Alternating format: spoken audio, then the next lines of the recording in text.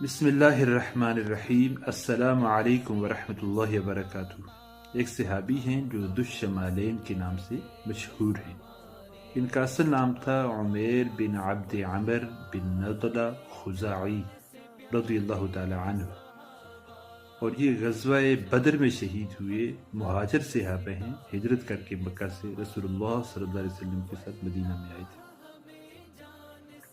ان کا یہ جو مشہور لقب ہے ذو الشمالین، اس کی وجہ یہ ہے کہ شمال کہتے ہیں عربی میں بائیں ہاتھ کو، بائیں طرف کو، اور شمالین یعنی کہ دو بائیں والے۔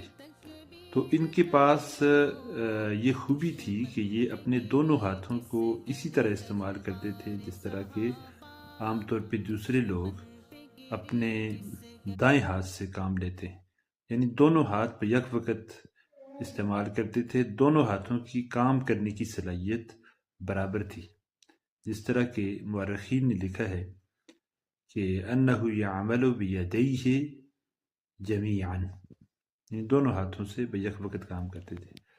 دوسری بات یہ تھی کہ یہ لفٹی تھے، یعنی کہ زیادہ تر بائیں ہاتھ سے جس طرح جو لوگ کام کرتے ہیں ان کی طرح یہ لفٹی تھے، لیکن ان کے بائیں ہاتھ کی طاقت ایسی تھی جس طرح کہ دوسرے لوگوں کے دو بائیں ہاتھ ملا کے طاقت بنتی ہے، اتنی ان کے اکیلے ایک بازو جو ان کا بایاں تھا یا بایاں ہاتھ، اس کی طاقت تھی، اس لیے ان کو ذو الشمالین کہا جاتا ہے۔